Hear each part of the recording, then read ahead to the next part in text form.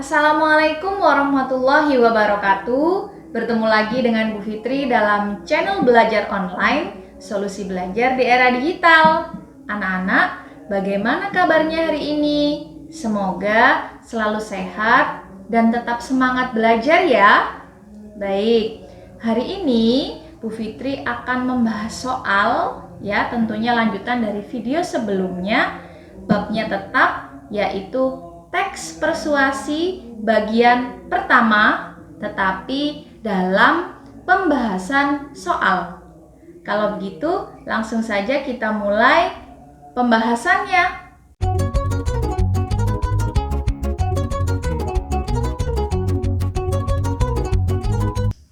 Hari ini kita akan membahas teks persuasi, soal dalam teks persuasi kompetensi dasar 3.13 dan 4.13.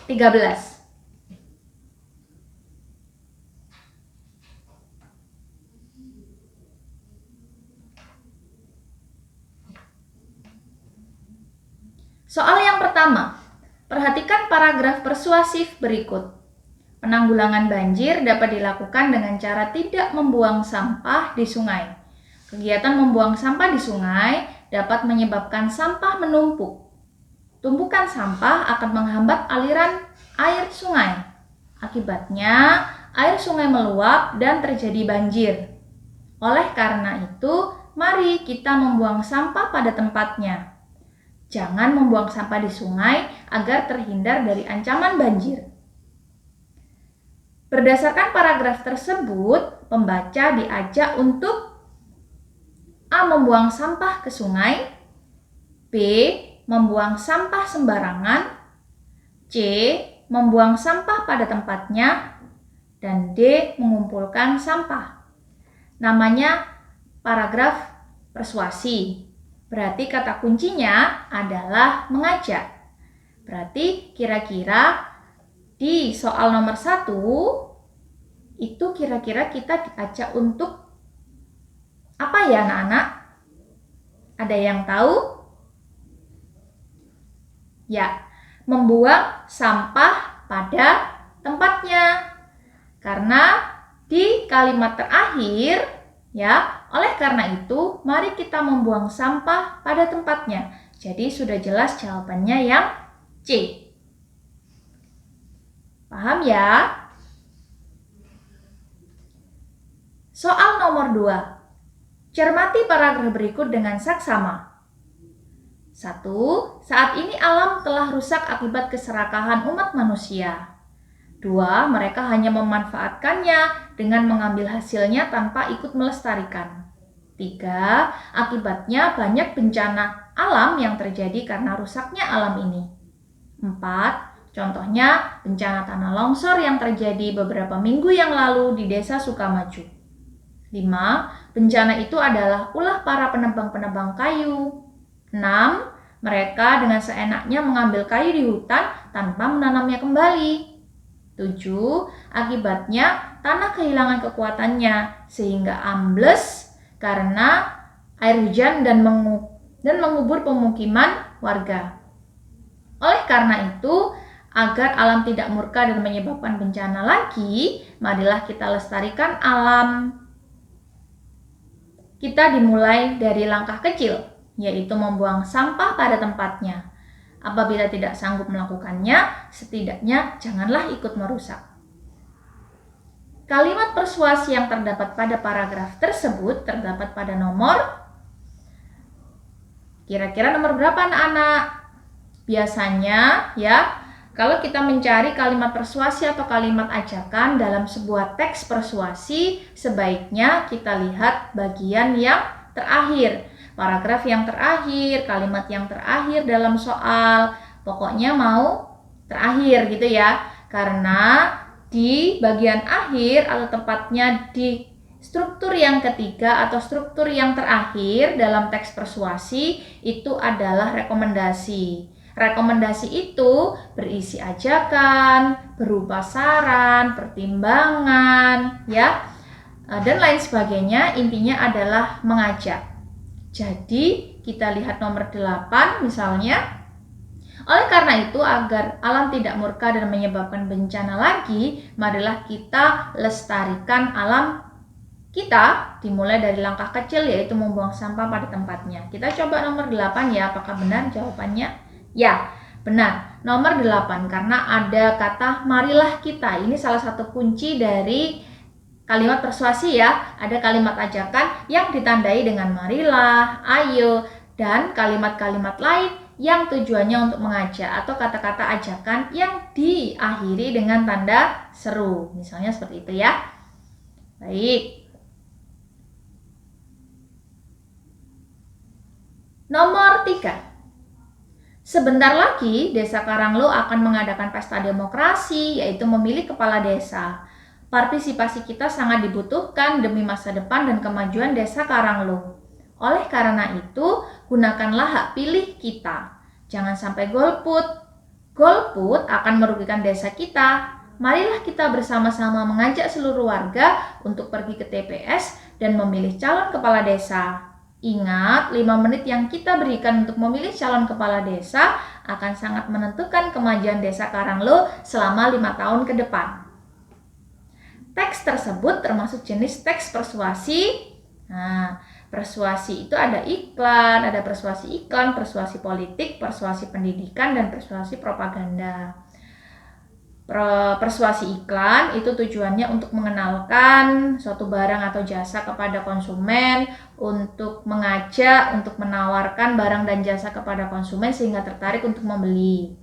Kalau politik itu jenis persuasi yang tujuannya untuk mengajak orang-orang atau masyarakat untuk mengikuti bidang politik tertentu, ya. Kemudian biasanya digunakan dalam kenegaraan, kepolitikan, ya.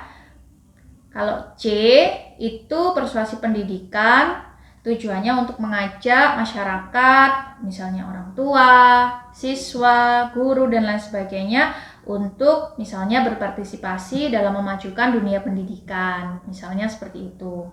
Kemudian propaganda itu tujuannya untuk menyampaikan informasi, mengajak orang tentunya untuk mengikuti informasi yang kita berikan. Biasanya propaganda ini ada sedikit hubungannya dengan politik. Misalnya dia mengajak orang-orang untuk kampanye, atau dalam kampanye itu mengajak orang-orang atau masyarakat untuk memilih ya suatu calon misalnya untuk dijadikan pemimpin. Nah, itu namanya propaganda. Jadi kira-kira apa ya anak-anak jawaban dari soal nomor 3? Karena ini mengajak orang-orang untuk memilih kepala desa, tapi kepala desanya tidak dijabarkan atau tidak dispesifikkan nama kepala desanya, maka ini tidak termasuk dalam propaganda, karena propaganda itu isinya adalah kampanye tentang suatu calon ya. Tapi kalau ini dia secara umum, tapi dia masih dalam bidang politik karena mengajak orang-orang untuk memilih pemimpin, yaitu kepala desa di Desa Karanglo. Jadi menurut kalian jawabannya adalah? Iya, betul. Jawabannya adalah politik. Yang B. Soal nomor 4. Ini soalnya bacaannya atau wacananya atau teksnya sama ya anak-anak. Sebentar lagi Desa Karanglo akan mengadakan pesta demokrasi, yaitu memilih kepala desa. Partisipasi kita sangat dibutuhkan demi masa depan dan kemajuan Desa Karanglo. Oleh karena itu, gunakanlah hak pilih kita, jangan sampai golput. Golput akan merugikan desa kita. Marilah kita bersama-sama mengajak seluruh warga untuk pergi ke TPS dan memilih calon kepala desa. Ingat, 5 menit yang kita berikan untuk memilih calon kepala desa akan sangat menentukan kemajuan Desa Karanglo selama 5 tahun ke depan. Informasi yang sesuai dengan kutipan teks tersebut adalah, kira-kira apa ya anak-anak? A. Kemajuan Desa Karanglo ditentukan oleh kepala desa. B. Kebebasan memilih kepala desa oleh setiap warga. C. Semua warga bebas menggunakan hak pilihnya. Dan D. Ajakan kepada warga untuk memilih kepala desa. Ingat, dalam teks persuasi itu Kata kuncinya adalah mengajak. Berarti sudah jelas ya pilihannya. Jawabannya adalah D. Ajakan kepada warga untuk memilih kepala desa. Soal nomor 5. Soal nomor 5, perhatikan paragraf persuasi berikut. 1. Gizi dalam segala susu merupakan sumber makanan bagi organ tubuh kita. 2. Kalsium dalam susu berfungsi untuk pertumbuhan tulang kita. 3. Susu membantu kita agar cepat tumbuh tinggi. 4. Konsumsilah susu agar tubuh sehat dan kuat. Ya. Kalimat persuasi yang terdapat pada paragraf tersebut terdapat pada nomor, mudah ya anak-anak. Jawabannya nomor 4. Konsumsilah susu agar tubuh sehat dan kuat.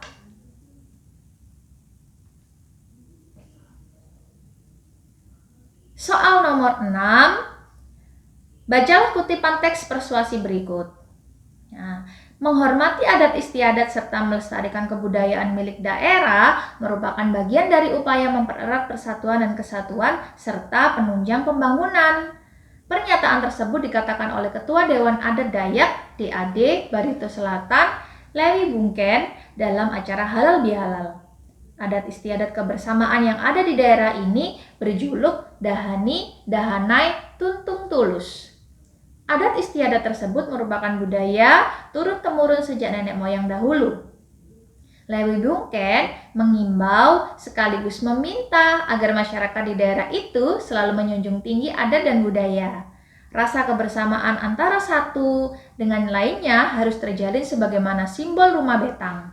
Kita harus menghormati adat istiadat di daerah ini. Tujuannya untuk menjaga sekaligus mengantisipasi masuknya adat istiadat dari luar yang cenderung dapat memengaruhi bahkan mengubah perilaku masyarakat. Adat istiadat dan budaya yang kita miliki merupakan cermin dari budaya masyarakat di Provinsi Kalimantan Tengah atau Kalteng pada umumnya dan Kabupaten Barsel pada khususnya. Oleh sebab itu, kita menghormati adat istiadat dan budaya yang kita miliki. Kita tidak perlu terpancing oleh isu-isu yang menyesatkan yang akhirnya dapat menciptakan suasana daerah tidak kondusif lagi, kata Lewi. Bagian ajakan ditunjukkan oleh paragraf. Ajakannya kira-kira paragraf berapa anak-anak? Kita lihat ya, kita hitung ya, 1, 2, 3. Di paragraf ketiga ini ada kata mengimbau. Ya, mengimbau itu diambil dari kata dasar imbau yang artinya adalah mengajak atau sebuah ajakan. Ini berarti sudah jelas ya. Lewi Bungken mengimbau sekaligus meminta agar masyarakat di daerah itu selalu menjunjung tinggi adat dan budaya. Berarti jawabannya adalah paragraf yang ketiga, yang C. Soal nomor 7. Nah, ternyata soalnya atau teksnya sama ya anak-anak dengan soal nomor 6. Jadi tidak perlu Bu Fitri ulang. Langsung ke soal. Informasi pokok tersebut adalah informasi pokok ini sama dengan kalian mencari gagasan utama, gagasan pokok atau ide pokok dalam satu teks ya, atau dalam satu paragraf, maaf. Karena dalam satu paragraf itu pasti terdapat satu kalimat utama yang di dalamnya terdapat satu gagasan utama. Ya, kira-kira informasi pokok teks tersebut adalah, kalau kita cari secara global karena ini informasi pokok pada teks ya, berarti kita bisa mencarinya secara global dari paragraf pertama, kedua, ketiga, dan keempat, 1, 2, 3, 4 ya, kita jadikan satu. Atau kalau misalnya di pilihan ganda ini sudah terdapat gagasan pokok di paragraf pertama, berarti itu sudah mewakili ya anak-anak. Kita lihat pilihan gandanya. A. Jumlah adat istiadat dan budaya daerah di Nusantara. B. Upaya melestarikan adat istiadat dan budaya daerah. C. Tujuan pelestarian adat istiadat dan budaya daerah. Dan D. Penghormatan dan pelestarian adat istiadat dan budaya daerah. Ini sudah terlihat Kalau kita merujuk atau mengacu pada paragraf pertama, kita sedang mencari informasi pokok ya, kita bisa ambil atau mencoba untuk melihat di paragraf pertama dulu. Paragraf pertama, menghormati adat istiadat serta melestarikan kebudayaan milik daerah merupakan bagian dari upaya mempererat persatuan dan kesatuan serta penunjang pembangunan. Nah, pernyataan tersebut dikatakan oleh Ketua Dewan Adat Dayak DAD Barito Selatan, Lei Bungken dalam acara Halal Bihalal. Berarti di sini ada tujuan tertentu, ada informasi yang sedang disampaikan oleh penulis, yaitu ya melakukan penghormatan serta melestarikan kebudayaan milik daerah dan yang tujuannya untuk mempererat persatuan dan kesatuan ya. Berarti kira-kira pilihan atau jawaban yang cocok di pilihan gandanya adalah yang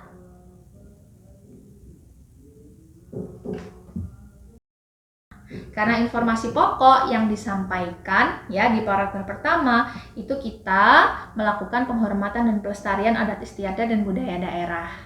Kalau itu sudah dipilih, berarti paragraf kedua, ketiga, keempat, dan seterusnya itu sudah mewakili. Karena paragraf yang kedua itu pasti penjelasan dari paragraf pertama. Paragraf kedua itu merupakan penjelasan ya dari paragraf ketiga dan seterusnya. Jadi saling terkait ya. Paragraf 1 itu nanti dijelaskan di paragraf kedua, paragraf kedua nanti dijelaskan lagi di paragraf ketiga, paragraf ketiga dijelaskan lagi di paragraf keempat. Jadi saling terkait sehingga menjadi satu teks yang utuh. Ya, jadi jawabannya yang D anak-anak.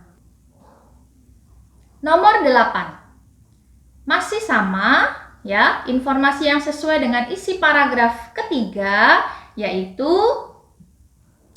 ketiga berarti yang isinya mengimbau tadi ya. Lei Bungken mengimbau sekaligus meminta agar masyarakat di daerah itu selalu menjunjung tinggi adat dan budaya. Informasi yang sesuai adalah iya, masyarakat harus menjunjung adat istiadat dan budaya nasional. Jadi ajakannya memang untuk menjunjung tinggi ya adat dan budaya yang ada di daerah tersebut. Nomor 9, perhatikan teks persuasi berikut. Perpustakaan sekolah merupakan salah satu sarana untuk mendorong minat siswa dalam membaca buku. 2. Namun, seorang guru memiliki tantangan besar dalam menanamkan budaya membaca kepada siswa mengingat mereka lebih asyik dengan acara televisi atau bermain game. Sebenarnya ada banyak cara untuk meningkatkan minat baca siswa di berbagai kegiatan yang rekreatif dan mendidik. 4. Sebagai contoh, Sekolah Dasar Negeri 74 Balai Makam mencoba menarik minat baca siswa dengan membaca buku sambil duduk di bawah pohon kayu. Simpulan teks tersebut adalah, anak-anak, rumus simpulan adalah pertama, dia tidak jauh dari gagasan utama, gagasan pokok atau ide pokok. Bukan berarti sama dengan tersebut ya, bukan berarti sama dengan gagasan utama, gagasan pokok atau ide pokok, tetapi dalam pilihan ganda biasanya dia mendekati ya atau tidak jauh dari ide pokok, gagasan utama atau gagasan pokok. Berarti kita harus mencari dulu gagasan pokok, berarti kita harus mencari dulu kalimat utama, setelah itu kita baru menemukan gagasan utama. Kalimat utama dalam teks soal nomor 9 adalah nomor 1 karena dia menjelaskan secara umum ya, dan masih bisa dijelaskan di kalimat-kalimat setelahnya, yaitu kalimat penjelas.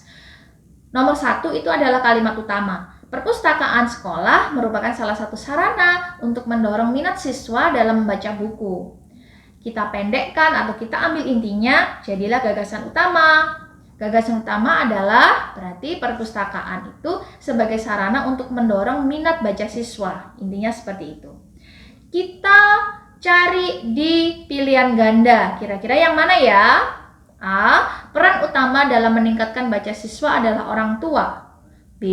Banyak cara dapat dilakukan untuk meningkatkan minat baca siswa. C. Guru bertanggung jawab dalam meningkatkan minat baca siswa. Dan D.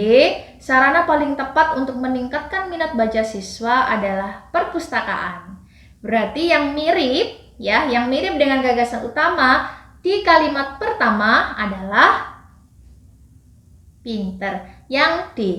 Sarana paling tepat untuk meningkatkan minat baca siswa adalah perpustakaan. Begitu ya anak-anak cara mencari simpulan. Tetapi ada juga simpulan yang dia harus secara global dulu dibaca, baru diambil intinya. Ya, itu ada juga. Itu adalah rumus yang kedua. Tapi rumus yang pertama, jika dia di pilihan gandanya sudah terlihat sama atau mirip dengan kalimat utama atau gagasan utama dalam soal, ya, berarti itulah yang dipilih. Seperti itu. Soal nomor 10. Sama ya teksnya. Fakta sesuai dengan isi kutipan tersebut ditunjukkan oleh angka. Fakta itu rumusnya ada P, J, T, W. P adalah posisi, bisa jabatan ya. Bisa sesuatu yang sedang dia pimpin saat ini, misalnya intinya jabatan ya. Kemudian J itu adalah jam ya atau waktu ya. Posisi, maaf, J itu jumlah. Jumlah itu bisa angka, bisa bisa angka atau sesuatu yang sedang kita jumlahkan misalnya, atau korban dalam jumlah yang tertentu misalnya, intinya adalah jumlah. T adalah tempat ya, tempat tertentu di sekolah, di rumah, di kantor dan lain sebagainya. W adalah waktu. Waktu itu bisa jam, bisa bulan, hari, tahun dan lain sebagainya. Berarti kalau kita lihat fakta, kalau kita mengacu atau merujuk pada rumus yang sudah Bu Fitri utarakan sebelumnya ini, berarti fakta yang sesuai adalah nomor 4. Ya, sebagai contoh SDN 74 Balai Makam, berarti ini adalah tempat ya anak-anak. Terus juga ada di bawah pohon kayu, berarti fakta yang sesuai dengan isi kutipan tersebut ditunjukkan oleh angka iya, yang keempat. Bagaimana anak-anak? Sudah paham dengan soal yang sudah Bu Fitri bahas di nomor 1-10? Ya, semoga ini bisa kalian jadikan bekal untuk mengikuti penilaian harian ya. Sampai jumpa. Sudah.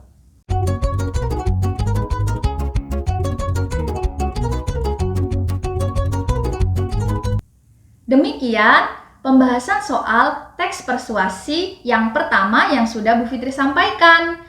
Sampai bertemu di video selanjutnya dalam pembahasan soal teks persuasi yang kedua ya anak-anak. Selamat belajar dan tetap jaga kesehatan.